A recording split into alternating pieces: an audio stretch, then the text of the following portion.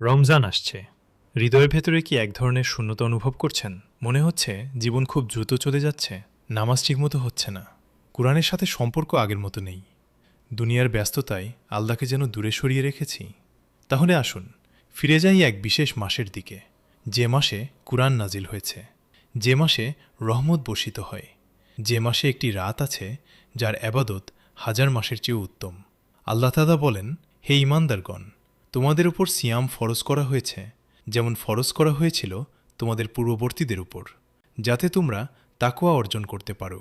খেয়াল করুন, রমজানের উদ্দেশ্য শুধু ক্ষুধা সহ্য করা নয়, রমজানের উদ্দেশ্য তাকওয়া অর্জন।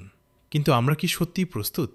রমজান শুধু সেহরি ইফতারের মাস নয়, এটা আত্মশুদ্ধির মাস, এটা গুনাহ থেকে ফিরে আসার মাস, এটা আল্লাহর দিকে ফিরে যাওয়ার মাস।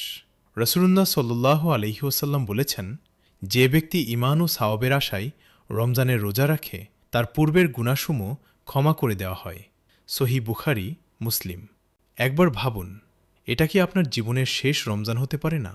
গত রমজানে যারা আমাদের সাথে ছিল, তারা কি সবাই আজ জীবিত আছে? আমরা ঈদের প্রস্তুতি নিই, কিন্তু কি আখিরাতের প্রস্তুতি নিচ্ছি? রমজান আমাদের জন্য এক মহান সুযোগ, ক্ষমা পাওয়ার সুযোগ, হৃদয় পরিবর্তনের সুযোগ, আল্লাহর নৈকট্য লাভের সুযোগ। আল্লাহ আমাদের মুখাপেক্ষী নন, বরং আমরাই তার রহমত ও ক্ষমার মুখাপেক্ষী। এই রমজানে ঠিক করি, ফরজ নামাজ যথাযথভাবে আদায় করব, প্রতিদিন কুরআনের সাথে সময় কাটাব, কারো প্রতি বিদবশীকরণ থাকলে ক্ষমা করে দেব, গোপন গুনাহ থেকে তাওবা করব। মনে রাখুন, আল্লাহর দরজা সবসময় খোলা, কিন্তু আমাদের হৃদয় কি খোলা? হয়তো এই রমজানই আপনার জীবনের মোড় ঘুরিয়ে দিতে পারে। হয়তো এই রমজানই আল্লাহ আপনার অতীতের ভুলগুলো মাফ করে এক নতুন শুরু দান করবেন।